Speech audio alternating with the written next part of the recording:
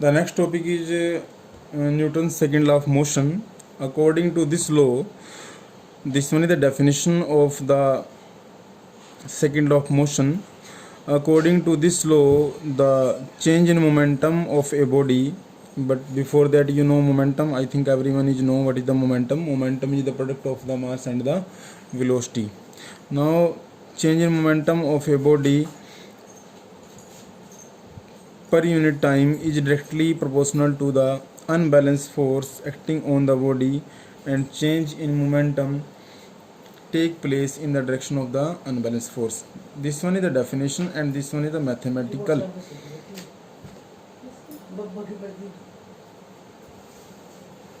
This one is the mathematical formulation of the definition of the Newton's second law of motion. F directly proportional to dp upon dt. dp. Now the question is rise, what is the d? D is the sign for the small change. Then you can say change in momentum, change in time. Then you can say F applied force. This one many students asking about what is the sign. This one is the sign for directly proportional. We can use as a directly proportional in form of the physics. Then we can write here F directly proportional to dp upon dt. In some book you can also see the same term is like that, F directly proportional delta p upon delta t, but you can also write in same form F directly proportional to dp upon dt. This one is the d for the small change in momentum and time, and you can say rate of change of momentum directly proportional to the applied force. Then what is the definition of the Newton's second law of motion? I explain the applied force directly proportional to rate of change of momentum of the body is known as the Newton's second law of motion. Now many students asking about the directly sign. Then I say this one is the directly sign. For example, we have the two variable x and y. We have the two variable x and y. If we write here x directly proportional to, this one is not in Newton's second law of motion, but I explain the directly sign why we are using this one and what is the meaning of this one. We have the two variable x and y. This is not part of the Newton's second law of motion, x and y. Then x directly proportional to the y. Then we can say x is variable, y is variable. If we increase the value of the x, then the value of y is also increased, because both are directly proportional to each other. If we write here in same form x inversely proportional to y, this one is the, if we take any reciprocal, then we can take inversely proportional, x inversely proportional to y. If we increase the value of y, then the value of x is decreased. This is the meaning of the directly and inversely. Now we are going for the mathematical formulation of the Newton's second law of motion. I explain from this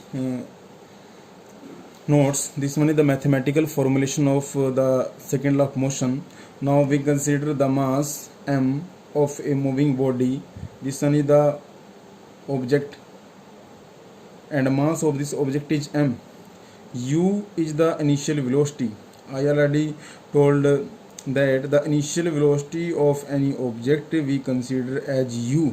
In physics, this one is the term for the initial velocity. We are using the u, and when we consider the initial velocity of the object is u, then the object is at rest at time t equal to 0. When we apply a force on this object at time t, now time is 0 here, but here time is equal to t, means we have the some value of the time. For example, 1 second, 2 second, 3 second, 10 second. Then mass of the object is m, same. And now when we apply a force on this object, what will be that? The velocity of the object is changed. Here is u, then now the velocity becomes v.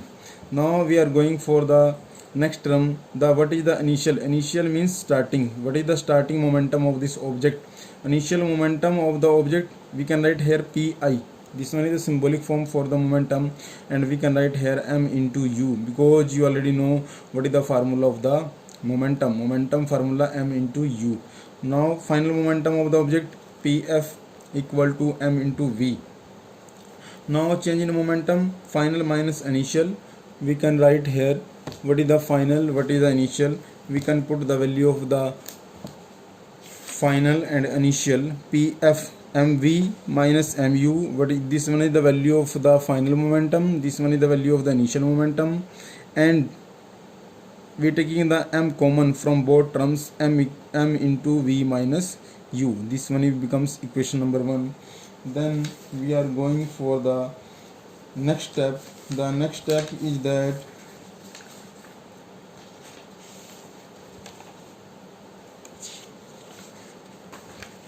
the time taken to change the momentum, time taken starting final time and initial. Final time is t, initial is 0, therefore equal to t. This one is the rate of change of momentum. Rate of change of momentum from the equation number 1, you can m into v minus u. This one is the change in momentum. Rate means time, rate of change of momentum divided by t. Now using the Newton's second law of motion, we know that force, applied force directly proportional to the rate of, this one is the definition of the momentum, sorry, Newton's second law of motion. Then we can write here F directly proportional to m into v minus u upon t. We can v equal to u plus at, v minus u upon t equal to a. You already know this one is the relation of the acceleration.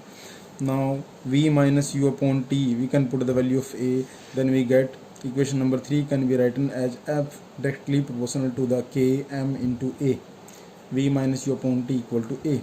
Then F equal to v, when we remove this directly sign, then we use some constant. Here we are using the k, F equal to k m into a. Now if we put the value of F, force is equal to 1 unit and mass equal to 1 unit, acceleration is equal to 1, then what will be the value of the k? Then we get the value of k equal to 1. How?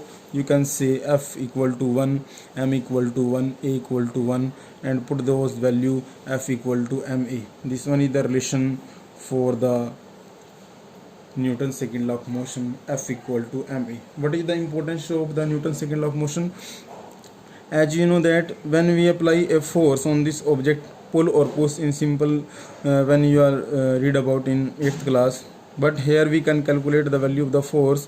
If you know the mass and acceleration of the object, then we can calculate the force. For example, if we consider this pen and if we drop this pen from here, and what will be happen, this pen is draw on this paper or you can board, then what is this, there are some force act on it. We can calculate this acceleration. There the gap is small, then you can say the small force is act on between. If small is more, then the more force is act on, because the force act on the both parameters, mass and acceleration of the object. Thank you.